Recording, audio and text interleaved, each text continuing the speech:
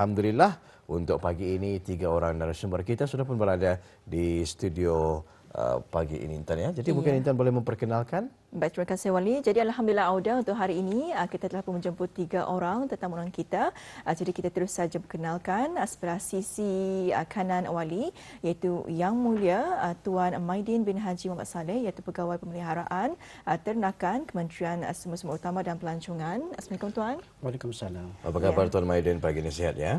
Alhamdulillah sehat. Alhamdulillah sehat. Bersama dengan Tuan Maidin pagi ini Yang Mulia Tuan Muhammad Sarif bin Awang Mahmud merupakan pemangku jurutera kerja Jabatan Saliran dan Pembentungan Kementerian Pembangunan. Assalamualaikum Tuan Sarif. Waalaikumsalam. Apa kabar pagi ini, sihat? Alhamdulillah sehat. Alhamdulillah. Selamat datang ke pagi Tuan Sarif ya. Bersama kita pagi ini juga Itu Yang Mulia Puan Wardah binti Haji Muhammad Daud iaitu Ahli Kimia Ubat Jabatan Perkhidmatan Farmasi Hospital Raja Isteri Pengira Anak Saleha. Assalamualaikum Puan. Waalaikumsalam. Alhamdulillah, apa khabar? Alhamdulillah. Alhamdulillah sehat ya. ya. Selesa kita panggil Puan Wardah boleh? Boleh. Boleh ya. Jadi selamat datang sekali lagi kita ucapkan ke Rampai Pagi dan sebenarnya kita kurang mengetahui ya mengenai dengan tajuk pagi ini Minggu Kesedaran Rentangan Anti Mikrob Sedunia 2025. Apa sebenarnya anti mikrob ini Intan ya? Jadi mungkin awal wawancara kita pagi ini kita serahkan kepada Yang Mulia Puan Wardah terlebih dahulu untuk mengungsikan apa arti Minggu Kesedaran Rentangan Anti Mikrob Sedunia ataupun World Antimicrobial Resistance Awareness Week ini. Puan Wardah, silakan. Terima kasih. Okay. Jadi Minggu Kesedaran Rintangan Antimikrob Sedunia ini atau World Antimicrobial Resistance Awareness Week ini, ialah kempen global yang diisytiharkan oleh Pertubuhan Kesihatan Sedunia WHO dan diraikan setiap tahun pada bulan November sejak 2015 lah. Jadi tujuan kempen ini adalah untuk meningkatkan kesedaran mengenai masalah global rintangan antimikrob AMR yang semakin meningkat ini dan juga menggalakkan amalan terbaik dalam kalangan orang awam, orang berkepentingan dan pembuat dasar untuk kita ni bersama-sama menghentikan penyebaran jangkitan kuman kebal ubat ini. Jadi isu AMR ini bukan sahaja melibatkan sektor kesihatan manusia ataupun human health, tapi juga sektor haiwan dan pertanian, animal and plant health dan juga sektor persekitaran lah, environmental health. Oleh itu segala usaha ini ditangani melalui pendekatan One Health, iaitu satu kesihatan lah. Itulah sebabnya juga mengapa kami 3 wakil daripada kementerian-kementerian masing-masing untuk sama-sama melaksanakan kempen ini lah. Jadi 3 kementerian, kolaborasi 3 kementerian iaitu Kementerian Kesihatan, Kementerian Pembangunan dan Kementerian Sumber-Sumber Utama dan Pelancongan ini lah. Okay. Jadi tema tahun ini ialah bertindak sekarang, lindungi masa kini kita dan selamatkan masa hadapan kita. Ataupun act now, protect our present, secure our future lah.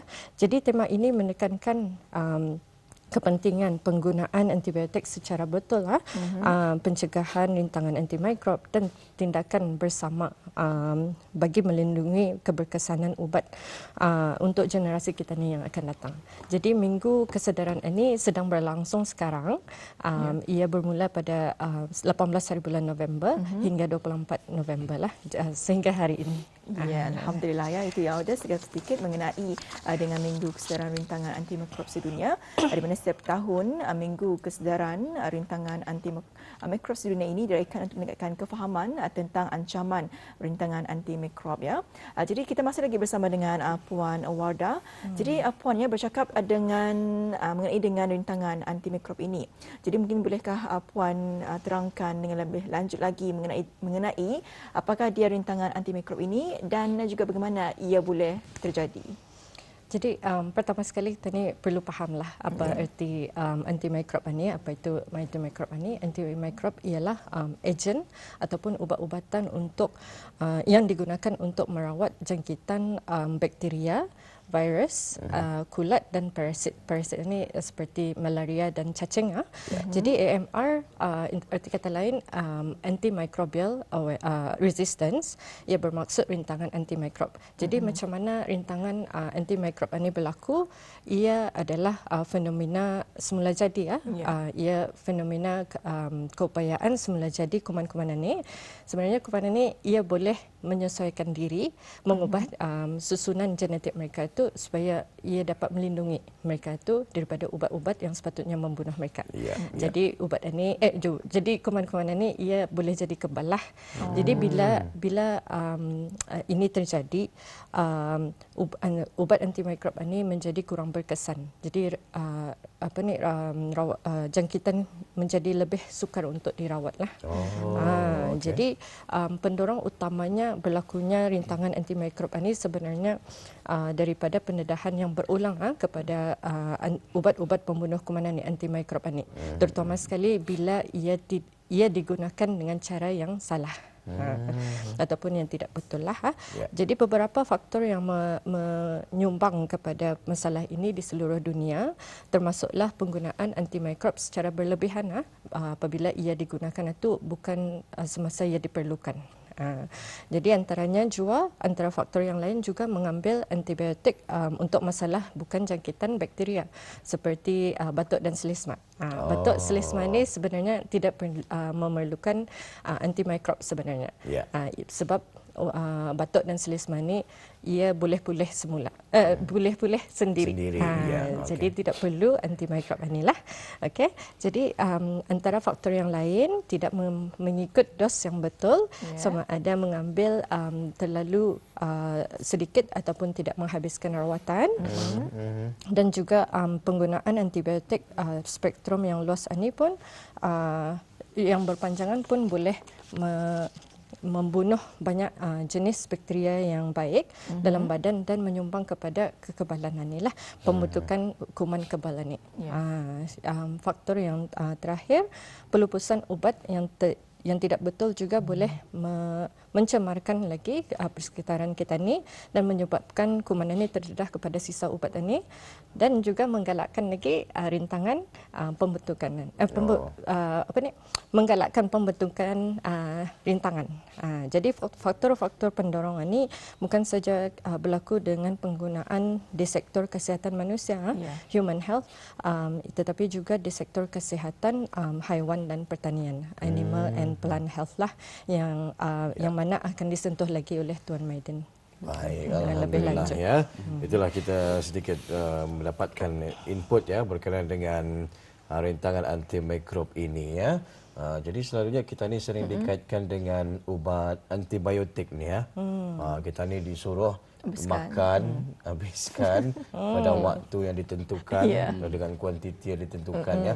Waima pun kita ni sudah baik, kita ni sihat, kita ni suruh habiskan ubat antibiotik ini. Ini adalah untuk mengelakkan daripada sakit yang sama itu berulang dan juga kuman bakteria dalam badan itu kebal daripada ubat-ubatan yang diberikan itu. Baik, menarik sekali. Baik, kita beralih kepada Yang Mulia Tuan Maiden terlebih dahulu, menyentuh mengenai dengan sektor haiwan dan pertanian ni Tuan Maiden ya.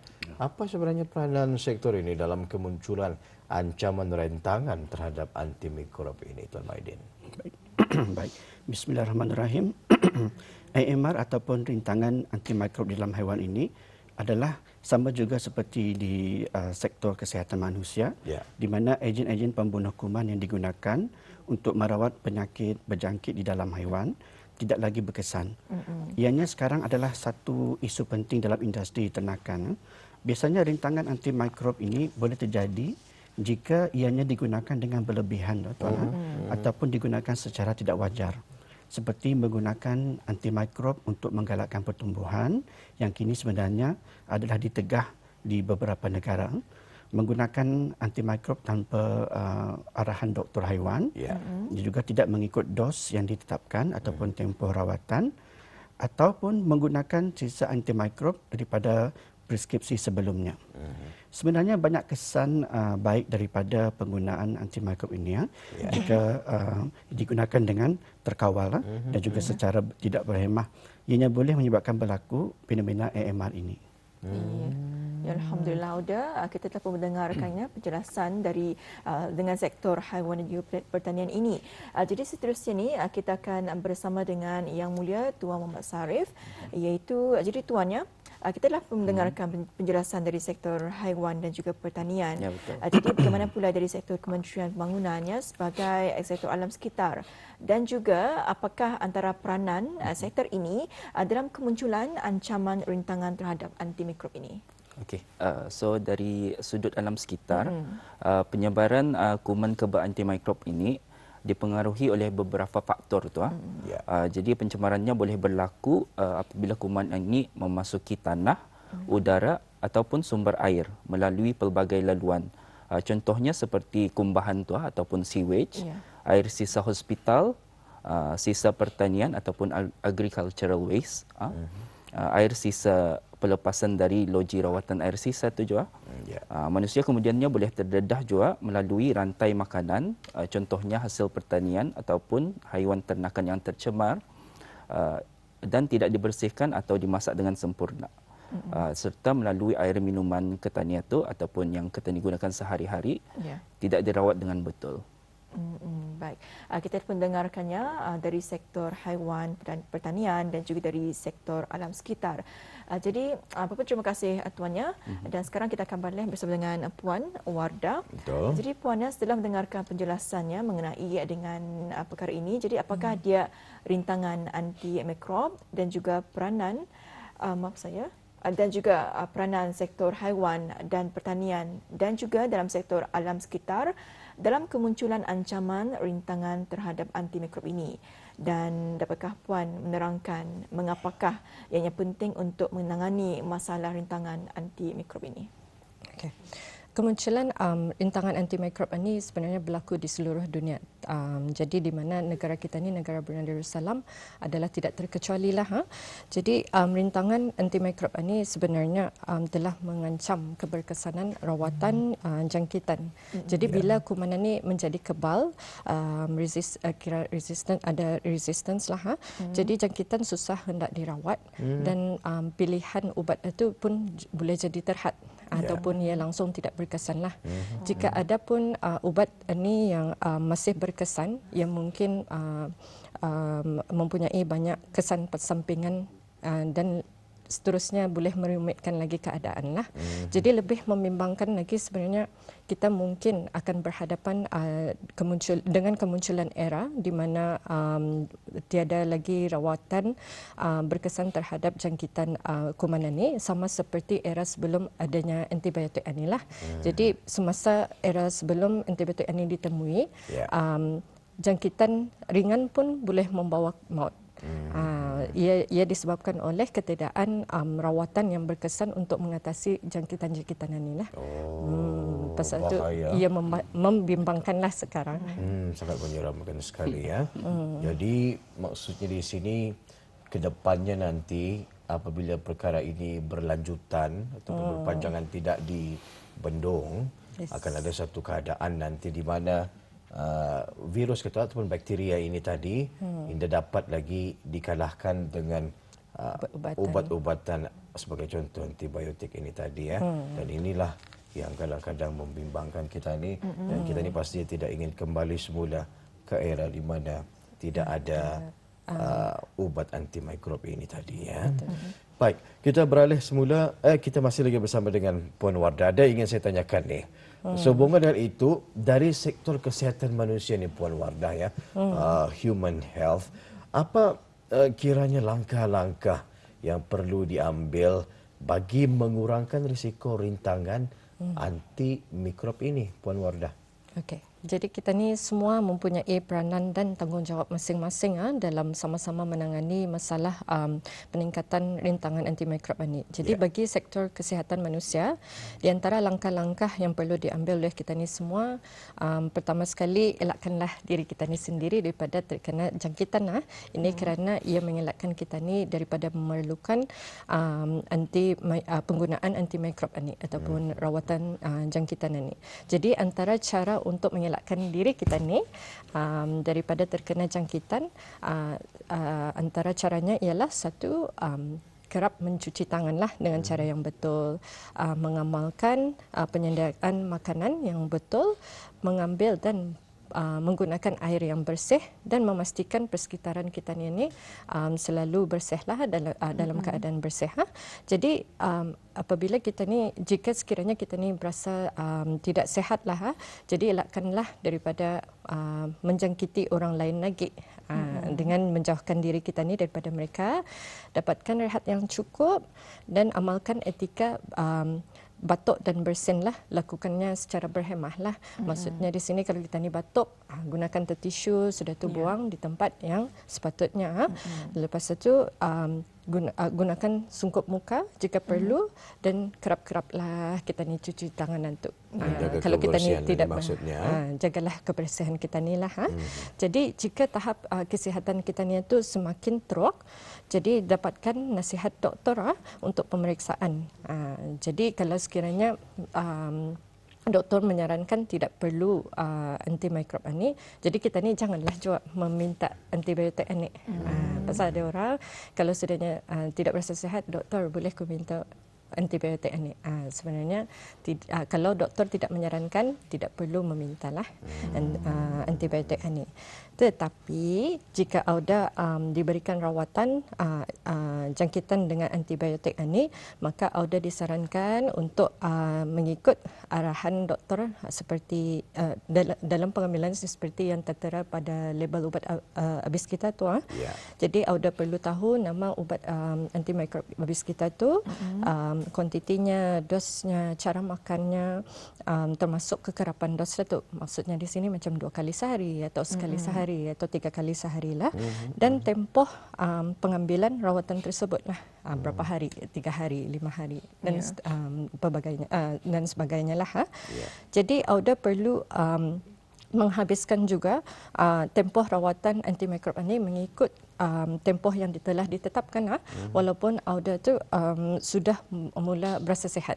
Maksudnya di sini contohnya, kalau doktor habis kita memberi ubat antibiotik itu untuk 5 hari, hari ketiga kita rasa sihat sudah, rasa kira feel better lah. Jadi hari keempat, kelima mesti teruskan habiskan makan ubat antibiotik ini. Ini disebabkan jika Auda tidak menghabiskan rawatan tersebut, ia boleh mengakibatkan rintangan antimikrob ini dan risiko berlakunya jangkitan semula. Pasal itu ia penting untuk kita ni menghabiskan tempoh pengambilan ini lah. Okey.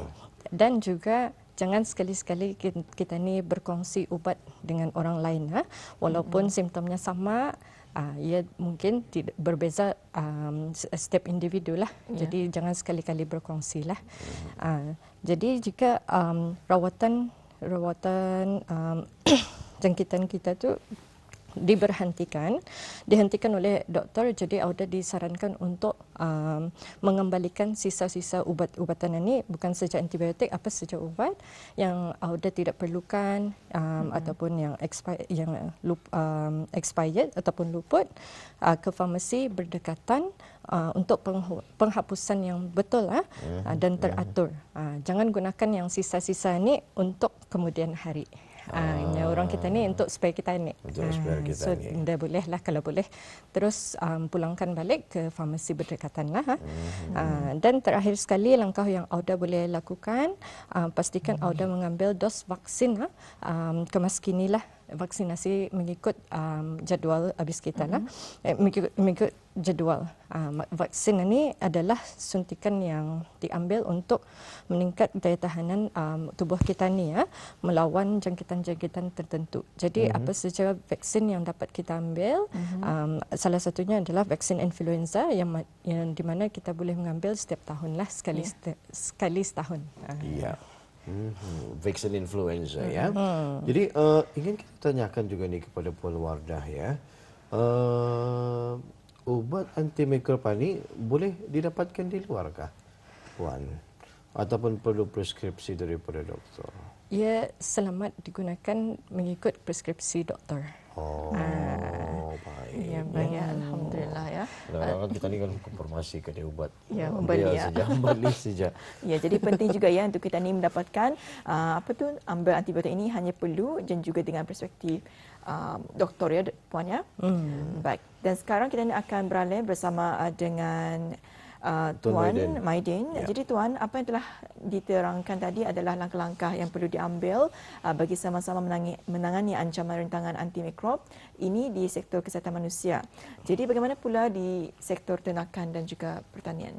Baik, dalam sektor haiwan terdapat beberapa langkah penting yang perlu diambil. Antaranya lah pertama, menggunakan ubat yang telah pun diberikan oleh doktor haiwan dan mengikuti arahan dos dan tempoh dengan teliti. Yang kedua, jangan sesekali memberi sisa ubat kepada haiwan atau menggunakan antimikrob yang dikhaskan bagi manusia. Dan ketiga, dalam ternakan, penternak haruslah bekerja sama rapat dengan doktor haiwan untuk memastikan bahawa antimikrob yang digunakan adalah pada waktu yang diperlukan dan mengikut arah preskripsi. Sebenarnya ada cara alternatif untuk pencegahan penyakit dan mengelakkan penggunaan antimikrob ini di dalam haiwan. Antara lainnya adalah mengutamakan pengurusan ladang yang baik, iaitu meliputi kebersihan, program kesihatan haiwan seperti vaksinasi serta pemakanan yang betul. Ini adalah kunci untuk mengurangkan penggunaan dan kebergantungan kepada ubat antimikrob. Kesihatan ternakan boleh dipertingkatkan lagi dengan pemeriksaan kesihatan yang berkala dan langkah biosecurity yang ketat sebagai langkah menghalang penularan penyakit dan juga mengurangkan keperluan penggunaan antimikrob. Ada baiknya menerokai alternatif seperti vaksin, probiotik dan amalan pengurusan haiwan yang baik untuk mengurangkan kebergantungan terhadap ubat antimikrob. Sebenarnya intern saya sendiri kurang mengetahui ya. Rupa-rupanya ternakan dan juga tumbuhan kita ini pun sebenarnya memerlukan antimikrob ini tadi. Ini suatu ilmu yang barulah bagi saya sendiri ya. Kita beralih pula kepada Tuan Sharif ya. Bagaimana pula dari sudut pandang sektor alam sekitar ini Tuan Sharif ya? Apakah langkah-langkah yang telah dan juga perlu kita ni ambil bagi sama-sama menangani masalah rentangan antimikrob ini, Tuan Sharif? Terima kasih Tuan.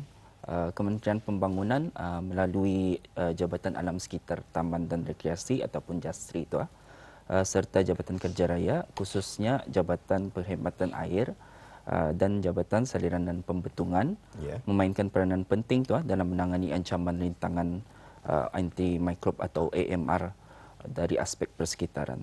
Jadi Jabatan Alam Sekitar, Taman dan Rekreasi ataupun JASRI berperanan untuk memastikan sisa buangan yang dihantar ke tapak pelupusan Sungai Paku diuruskan dengan betul.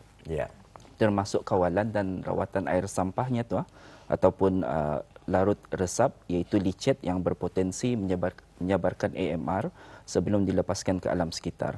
Jadi langkah-langkah yang telah dilaksanakan termasuk penggunaan lapisan HDPE geomembran bagi mengelakkan pencemaran tanah, penutupan harian sisa dengan tanah untuk mengurangkan risiko penyebaran AMR kepada haiwan seperti anjing dan burung, serta mengalirkan licet tersebut ke loji rawatan agar ia memenuhi had piawaian sebelum dilepaskan ke alam sekitar. Bagi Jabatan Saliran dan Pembetungan pula berperanan mengurangkan risiko AMR tersebut ke sungai melalui penyediaan sistem pembentungan berpusat dan rawatan air kumbahan yang efektif. Jabatan Saliran dan Pembentungan turut menjalankan pemantauan dan persempelan rutin di sungai-sungai yang menerima pelepasan air yang telah dirawat daripada logik serta melakukan analisis makmal dan untuk mengesan bakteria yang boleh menjejaskan kesihatan awam dan ekosistem akuatik. Okey. Jadi manakala Jabatan Perkhidmatan Air bertanggungjawab dalam memastikan lawatan air dan bekalan air minuman ke tani sentiasa selamat. Jadi pemantauan kualiti air dijalankan secara rutin dan berterusan untuk mengesan kehadiran mikroorganisma yang menyebabkan pencemaran, khususnya E. coli. Jadi rawatan chlorination turut dilaksanakan bagi menghalang pembiakan bakteria tersebut dan memastikan air minuman ke tani kekal bersih. Okey, baik, alhamdulillah. Ya, banyak juga langkah-langkah yang perlu dibuat tambahan lagi bagi penghapusan antimikrob ini betul. tadi ya. Kalau kami di rumah macam ada ubat antimikrob lebih-lebihan tu, dapat kami menghapuskan sendiri kan Tuan Syarif?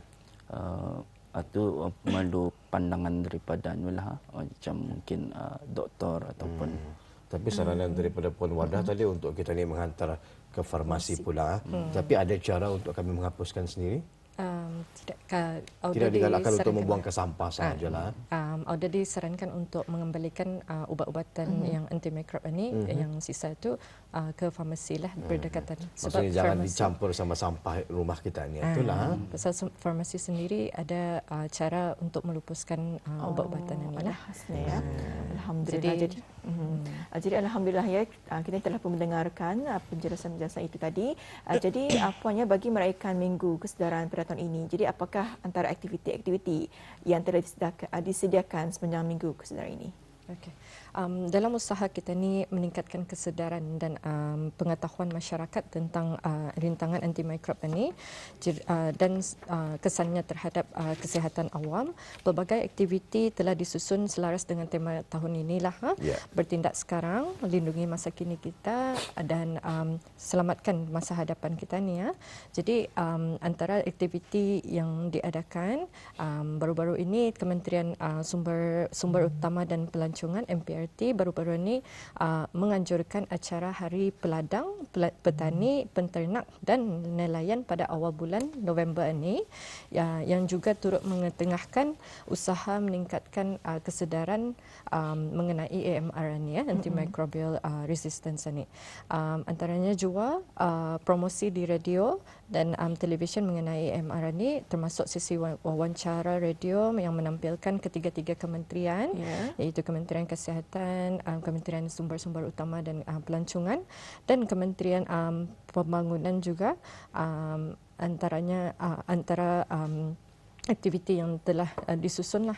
Wawancara Rampai Pagi hari ini pun antara aktiviti untuk kita ni sama-sama memberitahu public mengenai rintangan antimikrob ini. Okey, dan antara aktiviti yang lain juga Ministries on the Move yang turut diadakan pada hari Sabtu lepas 22 hari bulan November di Taman Rekreasi Jalan Menteri Besar bagi meraihkan Minggu Kesedaran ini.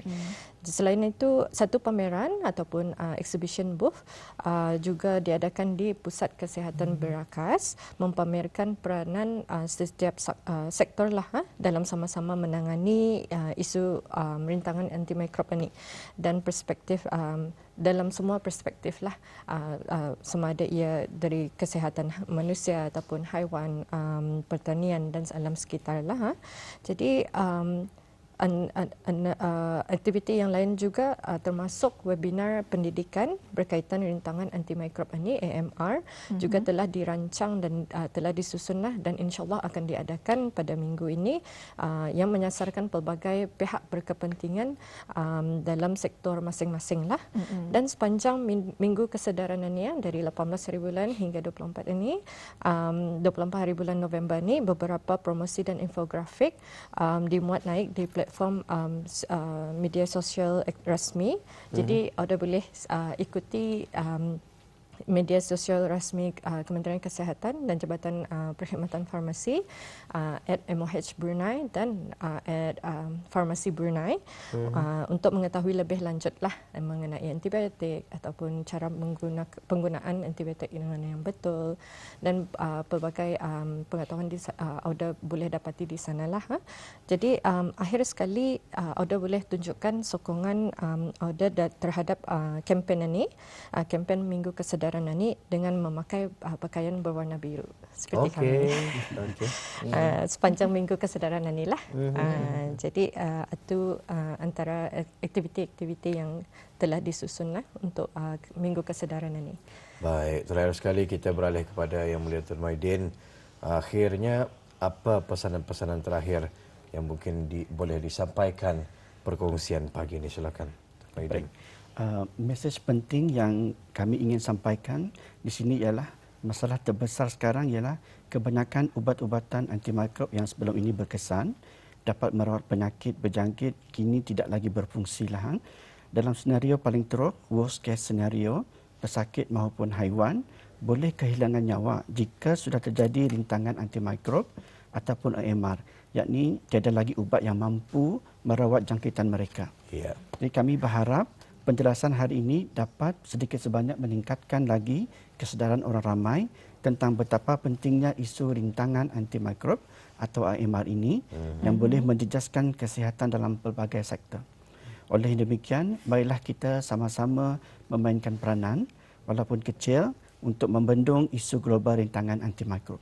Sekian. Terima kasih. Baik, alhamdulillah ya. Jadi dari kami di Rampai Pagi ingin mengucapkan ribuan terima kasih ya kepada narasumber kita yang sudah pun membuat perkongsian mengenai dengan tajuk kita pagi ini, Minggu Kesedaran Rintangan Antimikrob Sedunia 2025 Masihi ya. Ribuan terima kasih untuk Yang Mulia Tuan Muhammad Sarif bin Awang Mahmud, Pemangku Juruterkerja Jabatan Saliran dan juga Pembantunan Kementerian Pembangunan. Yang Mulia Tuan Maidin bin Haji Muhammad Saleh, Pegawai Pemeliharaan Ternakan Kementerian Sumber-Sumber Utama dan Pelancongan. Dan Yang Mulia Puan Wardah binti Haji Muhammad Daud, Ahli Kimia Ubat Farmasi Pesakit Luar Hospital Ripas Kementerian Kesihatan. Jika ada kesempatan, insyaAllah mudah-mudahan kita ni akan ada peluang lagi untuk bersama dengan perkongsian yang lain lagi. Assalamualaikum. Waalaikumsalam.